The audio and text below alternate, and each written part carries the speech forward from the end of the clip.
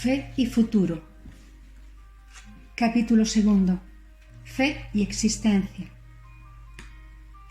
En el capítulo anterior hemos llegado a comprender que la fe en sentido cristiano no es primariamente un misterioso sistema de conocimiento, sino una actitud existencial, una decisión fundamental sobre la dirección de la existencia que hemos descrito inicialmente con la palabra confianza. Ahora tenemos que tratar de presentar de un modo aún más claro el verdadero núcleo de la fe y, por consiguiente, de responder a esta pregunta: ¿qué dirección existencial elige un ser humano que se decide a afinar el instrumento de su vida con el tono fundamental de la fe? No es fácil responder a esta pregunta porque, evidentemente, penetra hasta los estratos más profundos del ser humano, hasta ese ámbito que no aparece siempre al descubierto, pero que atraviesa e impregna todo sin que pueda ser mensurable. Todas las grandes decisiones fundamentales de la existencia humana, que van más allá de lo que se puede captar en el manejo de las cosas de la vida diaria, se pueden comprender sólo si uno hace el esfuerzo de adentrarse un poco más en el movimiento del que provienen.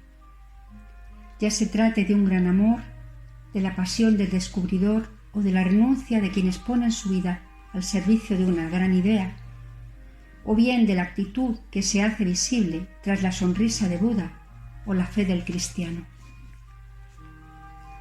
De lo expuesto se deduce algo más.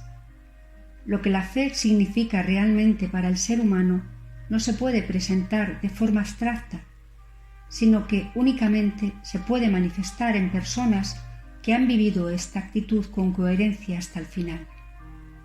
Francisco de Asís, Francisco Javier, Ignacio de Loyola, Teresa de Jesús, Teresa de Lisieux, Vicente de Paúl, Juan XXIII. En tales personas, y en el fondo solo en ellas, se manifiesta claramente qué clase de decisión es la fe.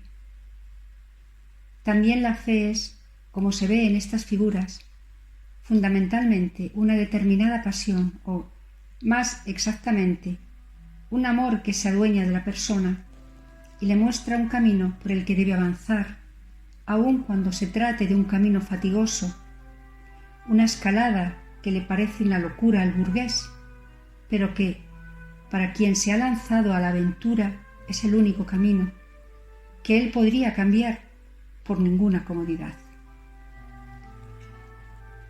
La Biblia, que nos esboza la primera etapa en la historia de la fe y al mismo tiempo nos ofrece su medida permanente, presenta como gran figura ejemplar de la fe a Abraham, el hombre que aproximadamente 2 milenios antes de Cristo inició un camino en cuyo final se encuentra la figura de Jesús de Nazaret. Abraham, el hombre cuyos rasgos podemos reconstruir sólo oscuramente a partir de las tradiciones fragmentarias sobre él que nos ha preservado el Antiguo Testamento. Es también para el Nuevo Testamento el padre de todos los creyentes, de modo que Pablo llama a los cristianos precisamente hijos de Abraham.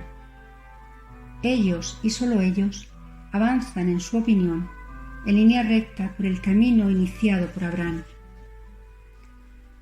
Ciertamente sería mucho más fácil examinar la actitud de la fe en una de las figuras que hemos mencionado antes, que son para nosotros incomparablemente más cercanas, temporal y humanamente.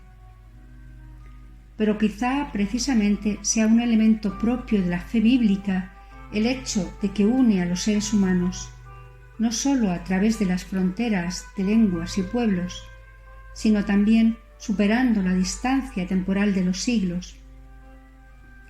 Quizá sea también propio de la fe el hecho de que tiene una historia, de que es un camino, que al principio presenta un aspecto completamente distinto de lo que aparecerá después y, pese a todo, permanece como el único camino del ser humano hacia Dios. Tal vez sea importante que nosotros, por la fe, no sólo formamos parte del grupo de quienes podemos identificar sin más como pertenecientes al mismo ámbito espiritual, sino también del grupo de aquellos que, a primera vista, podrían parecernos claramente extraños. Tal vez la verdadera decisión fundamental empiece a hacerse visible solo cuando observemos la gran cantidad de formas y contenidos con que se puede unir la fe. En efecto, la forma en que se expresa la fe de Abraham es, a decir verdad, muy diferente de la nuestra. No sólo le falta necesariamente la figura de Jesucristo, sino que ni siquiera el monoteísmo está claramente expresado y no tiene ningún sentido hablar de una fe de Abraham en el más allá.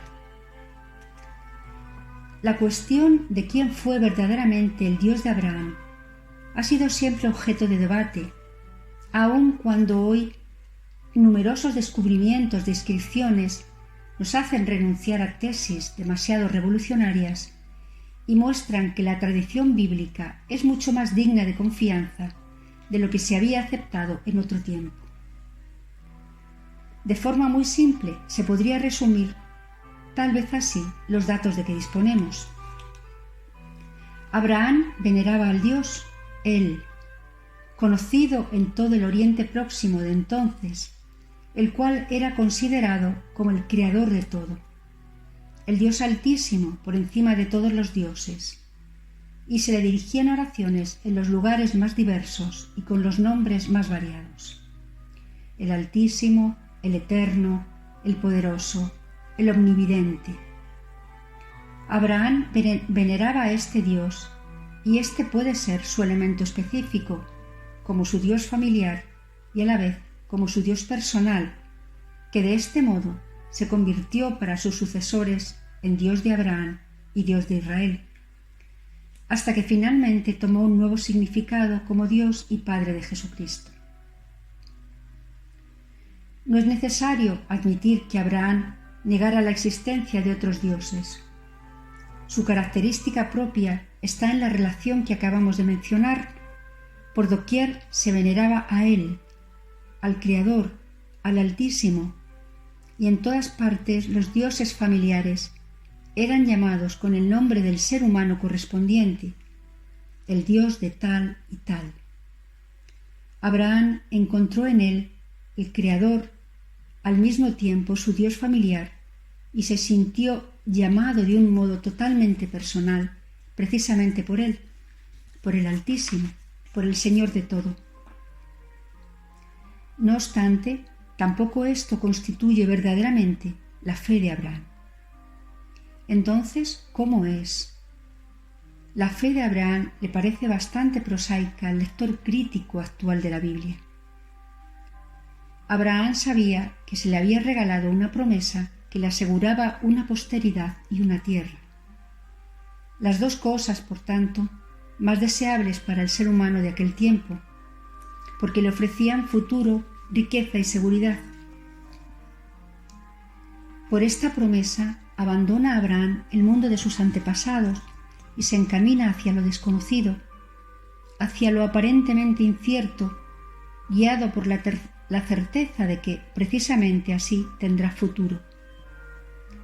Tal vez nos sintamos decepcionados al escuchar esta historia tan plenamente humana, pero merece la pena prestar atención a lo que le sucedió a quien se confió a ella. Él deja el presente por lo que ha de venir, deja lo seguro, lo visible, lo calculable por lo incierto, porque se fía de una palabra. Encuentra a Dios y pone su futuro en sus manos. Fiándose de Él, se atreve a correr el riesgo de un nuevo futuro que al principio está lleno de oscuridad. La palabra que ha escuchado es para él más real que lo calculable que puede tomar en la mano. Confía en lo que aún no puede ver y de este modo se capacita para lo nuevo, para romper con lo que ya tiene. El peso de la realidad y el mismo concepto de realidad cambian.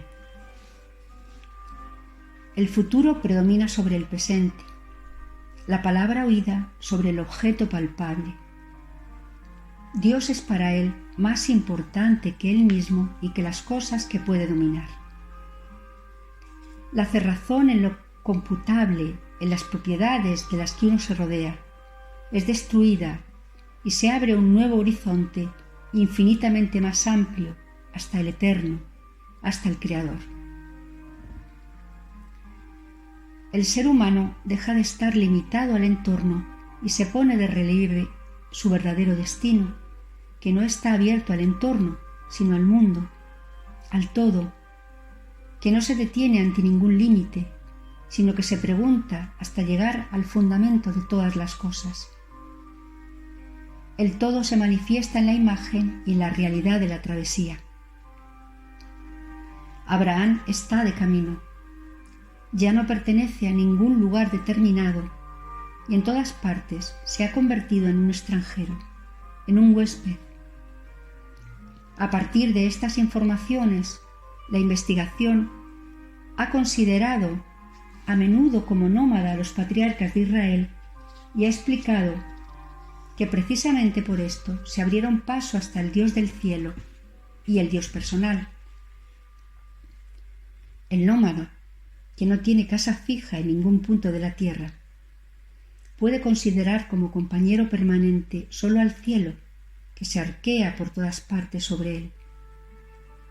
No puede confiarse a los dioses de un país cualquiera, sino únicamente al Dios a quien pertenecen todos los países. No a un Dios local, sino al Dios que va con él y que lo conoce personalmente, que está cercano a él como persona en su travesía de un lugar a otro.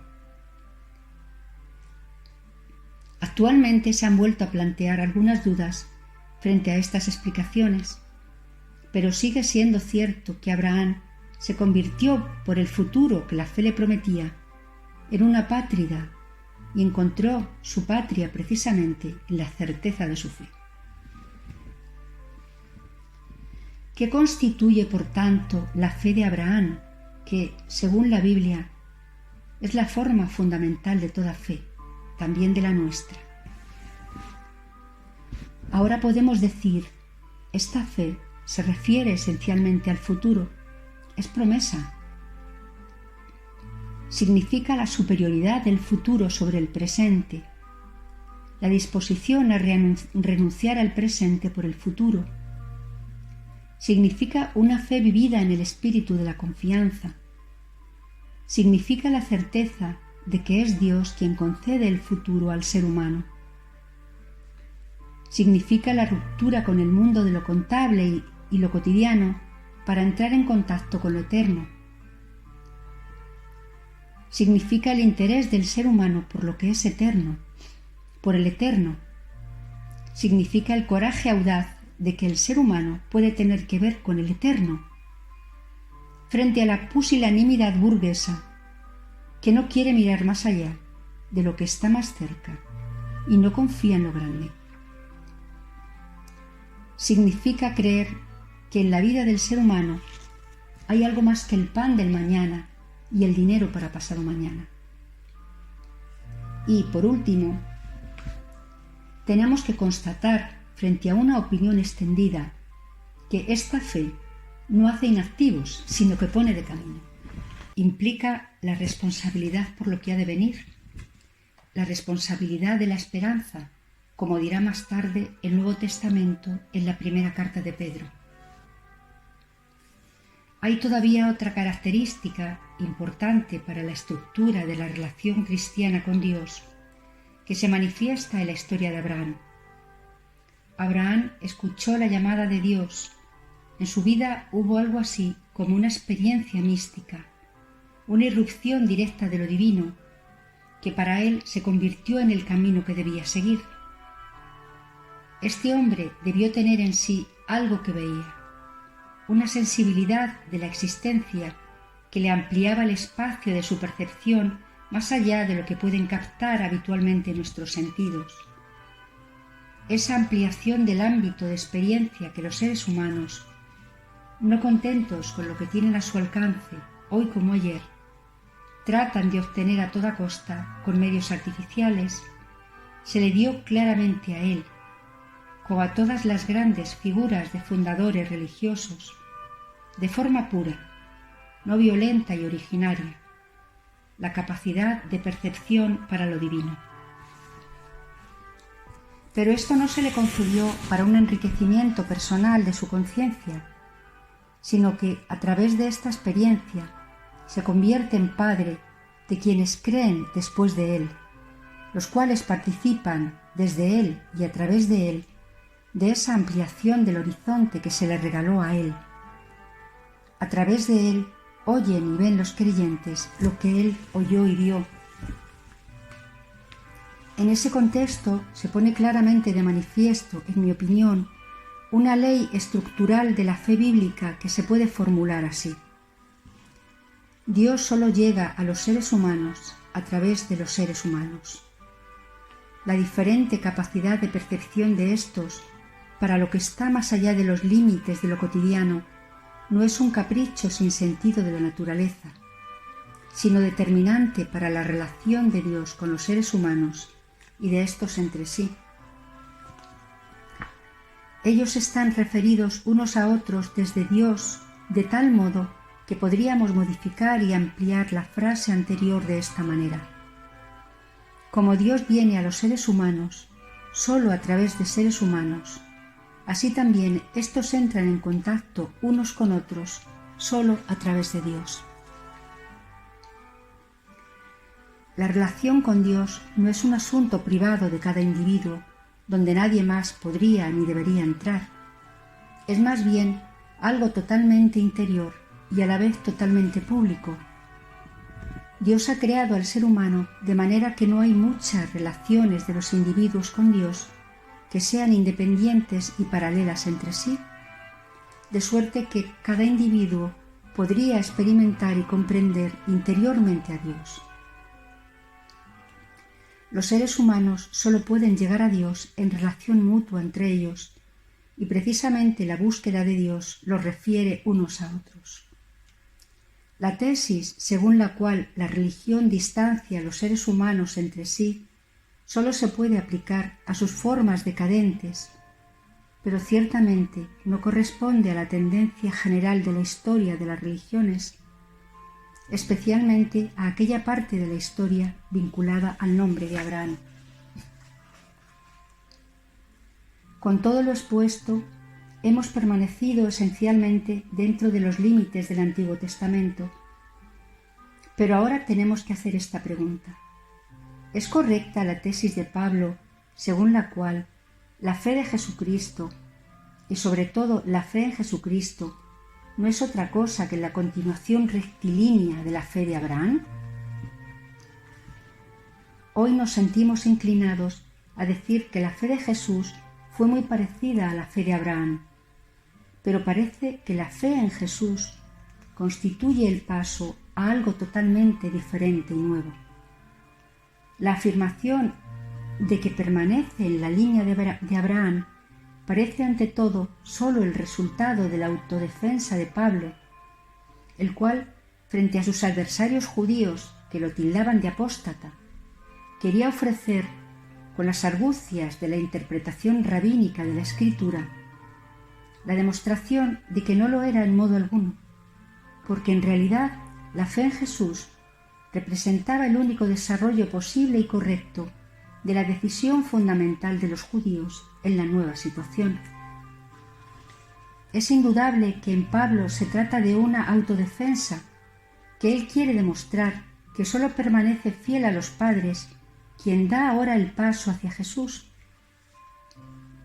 que el judaísmo tiene que convertirse ahora en cristianismo si quiere seguir siendo verdadero judaísmo. Tampoco se puede cuestionar que él estaba subjetivamente convencido de que su afirmación era cierta, pero ¿tenía razón objetivamente? En primer lugar, está claro que la interpretación paulina del Antiguo Testamento aplica un método que hoy ya no aceptamos y que, por consiguiente, sus interpretaciones son casi todas inadmisibles para los filósofos y los historiadores. Mas, ¿está ya todo decidido con esto? Pienso que debemos ir más allá de las interpretaciones particulares y preguntar por aquella intuición fundamental por la que Pablo se dejaba guiar y tratar al menos de comprender cómo él y todos los que se dejaron convencer con él podían saber que estaban en plena continuidad con la fe de Abraham.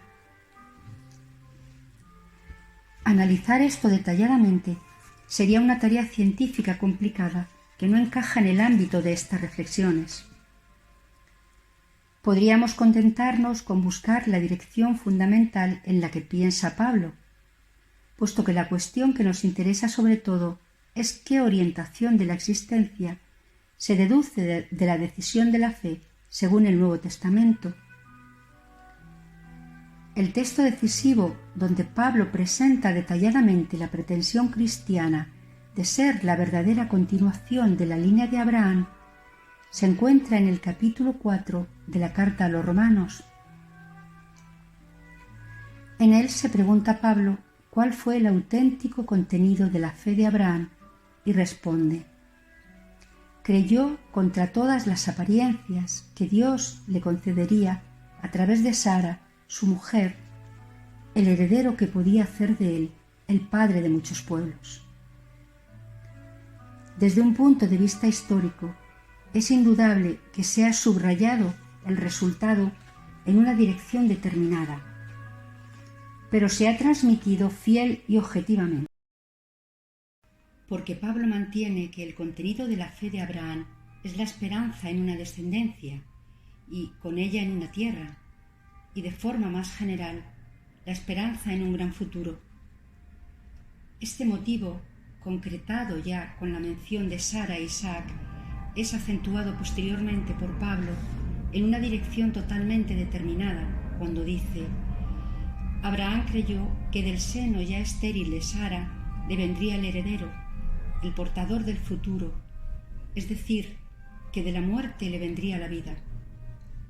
Con esto llega Pablo al punto donde es posible la transformación en sentido cristiano y afirma concretamente que la fe cristiana confía en que Dios ha resucitado a Jesús de entre los muertos, que la fe es siempre fe en el Dios que a partir de la muerte da la vida.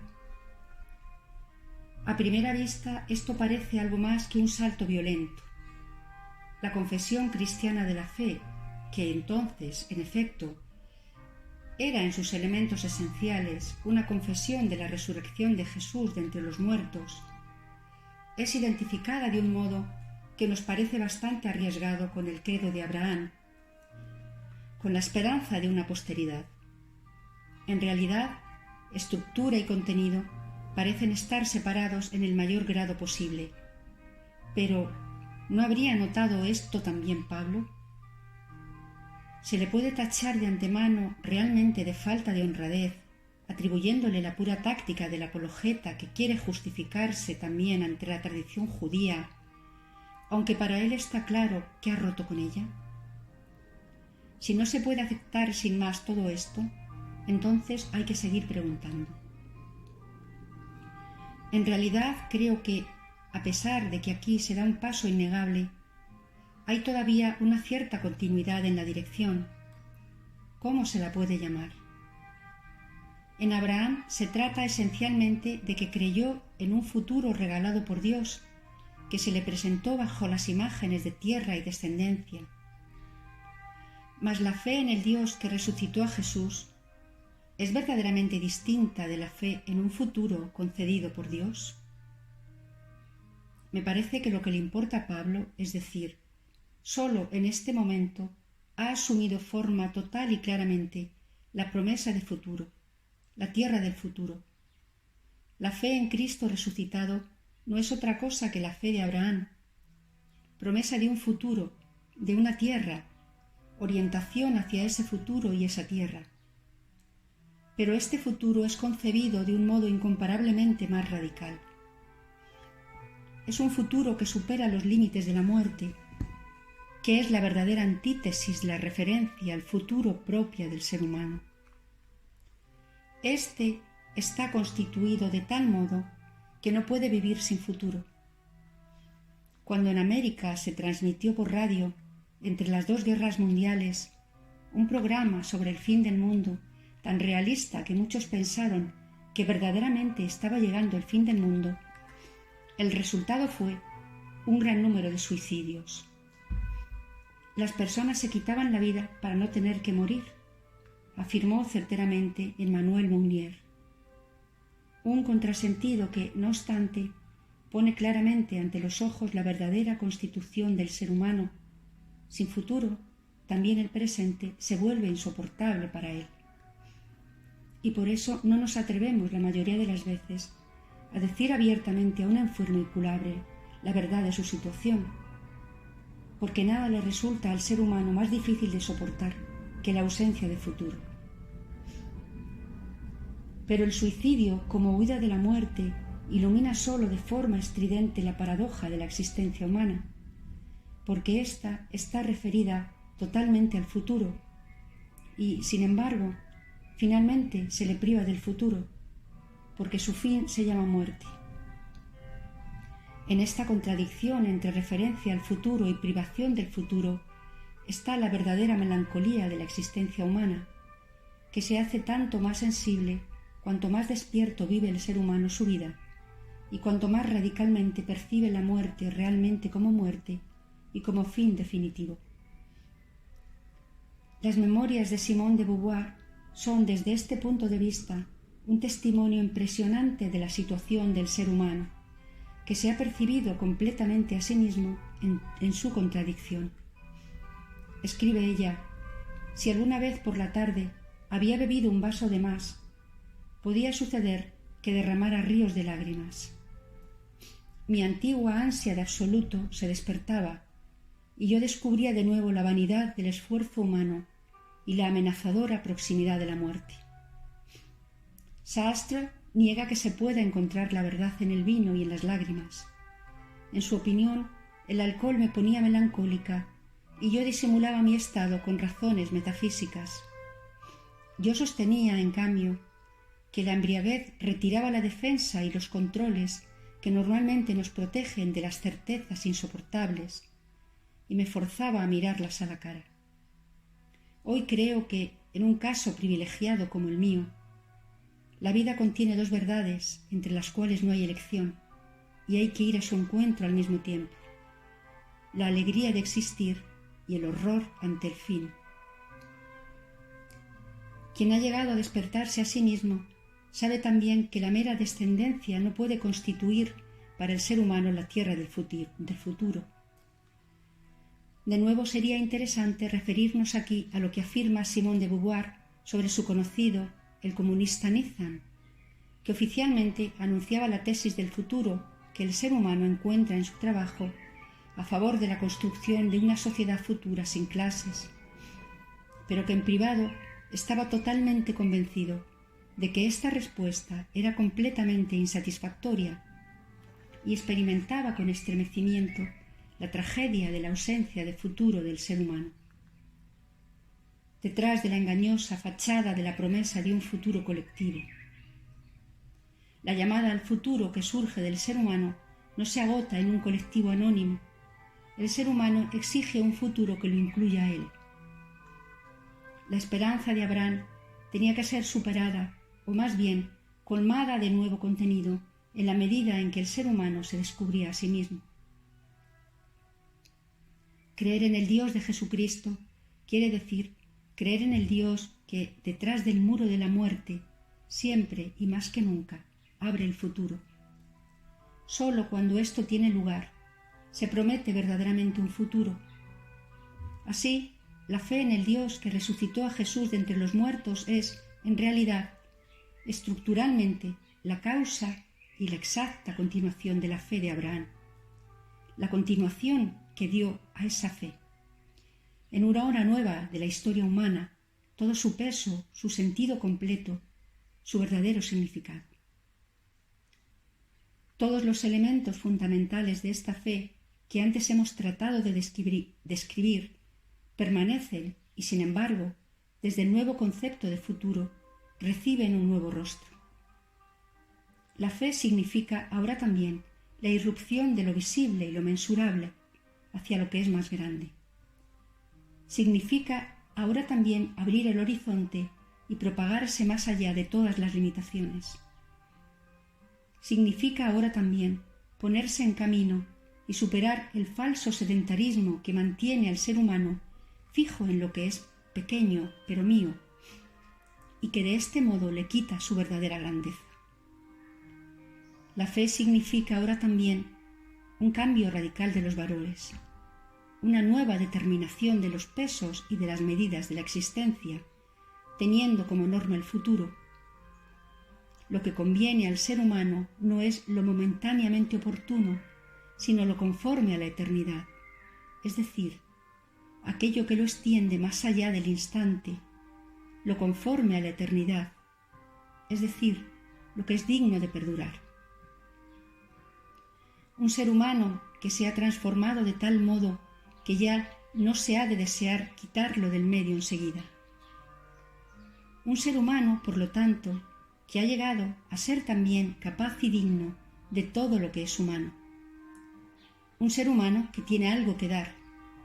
Un ser humano que no es obstáculo para los demás, sino que significa algo para ellos, alguien a quien se puede amar. Dado que de algún modo estamos examinando con lupa y analizando minuciosamente esta medida de lo que es conforme a la eternidad, de lo que es digno de la eternidad, surge espontáneamente la respuesta a una objeción que se planteó ya antes a propósito de la cuestión de la fe de Abraham y que se impone con insistencia a la fe cristiana. Tal orientación hacia un futuro que va más allá de la muerte no significa una huida al más allá y una desvalorización de la vida terrena. No lleva a la inactividad y a las falsas y vagas esperanzas en una nivelación que debe llegar, lo cual nos impide luchar ahora con toda la pasión por la justicia, en vez de dejarla en manos de un juez futuro. No se puede negar que ha existido y existe tal huida a la pasividad como resultado de la fe bíblica. Ya Pablo tuvo que hacer frente a ese error.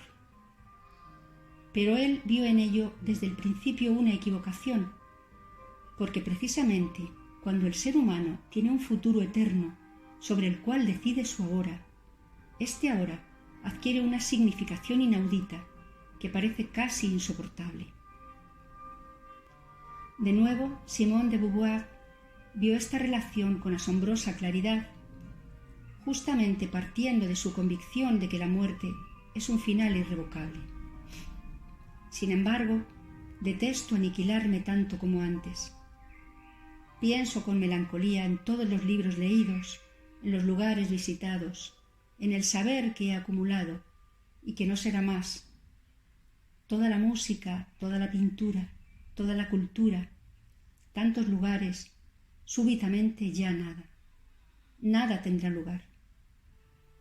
Vuelvo a ver el seto de avellanos que el viento balanceaba y las promesas con las que enloquecía mi corazón cuando contemplaba esa mina de oro a mis pies, toda una vida por delante. Las he cumplido. Sin embargo, al volver una mirada incrédula a esa crédula adolescente, descubro con estupor hasta qué punto he sido estafada. Estas son las últimas palabras de sus memorias, la abismal melancolía de un presente sin futuro, donde lo más bello aparece al final como un engaño. La fe en Cristo resucitado, en el Dios que da la vida más allá de la muerte, impone una responsabilidad, da peso al presente porque lo sitúa bajo la medida de lo eterno. Podríamos continuar reflexionando sobre los elementos fundamentales de la fe de Abraham y sobre la transformación y la continuación que experimentan en la fe en Cristo. Por ejemplo, el elemento de la travesía, del estar y permanecer en camino, se interioriza ahora como disposición a cambiar, a seguir avanzando y a permanecer abiertos, pero también como disposición a adoptar la actitud del peregrino que aparece hoy más que nunca como huésped sospechoso para quienes están empeñados en el juego terreno, para quienes están totalmente instalados y no quieren saber nada más. En los relatos de los cristianos que fueron interrogados y torturados en las prisiones de las potencias autoritarias, siempre se les lanza el mismo reproche: no os implicáis plenamente, tenéis siempre por encima de vuestro partido y de sus normas otro señor, otra tarea y otras medidas. En estos casos resulta incomparablemente claro cuál es el destino del peregrino, que ya no se establece nunca completamente, sino que pertenece a espacios más amplios. ¿Y cuántas cosas se podrían desarrollar a partir de todo esto? La necesaria resistencia contra todo totalitarismo que se base en la fe, la universalidad que hace que la paz entre los seres humanos se convierta en tarea indispensable de los cristianos, y otras muchas cosas. Pero en vez de continuar con estas reflexiones, abordemos ahora una última cuestión planteada por el texto paulino del que hemos partido. En efecto, hay aún una objeción de cierto peso contra lo que hemos expuesto hasta ahora. Se podría decir: de acuerdo, la forma originaria de la fe, como fe en una vida definitiva que se presenta en Cristo resucitado como promesa para todos nosotros, se mantiene en la elemental línea de Abraham. Confianza en un futuro que nos enseña al mismo tiempo a afrontar el presente. Pero, ¿qué se ha hecho con esto? ¿Qué hizo ya Pablo con ello? El sencillo credo de la promesa no se remodeló en él en la complicada doctrina de la justificación, que después incluye toda la cristología y que desde el tiempo de la Reforma divide al cristianismo occidental. Naturalmente, esta cuestión se puede extender de Pablo a la historia de los dogmas. Sobre ese tema hemos expuesto ya algunas reflexiones en el capítulo anterior, de modo que aquí podemos limitarnos al proceso por el que la fe en la resurrección se transformó en la doctrina de la redención o de la justificación.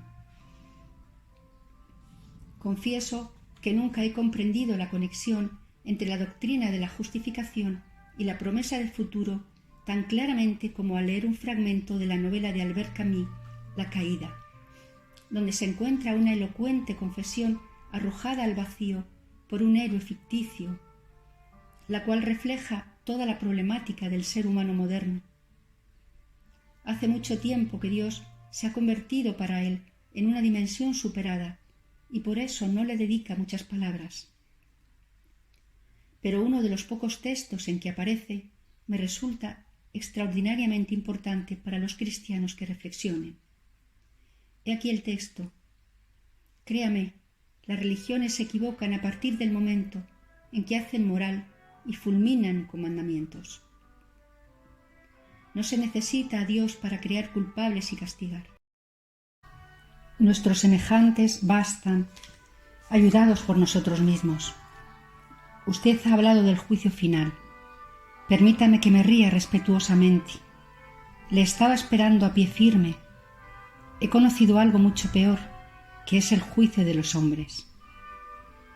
Y entonces la única utilidad de Dios sería garantizar la inocencia, y yo más bien vería a la religión como una gigantesca empresa de lavandería, algo que por otra parte ya fue brevemente, durante solo 3 años, y no se llamaba religión.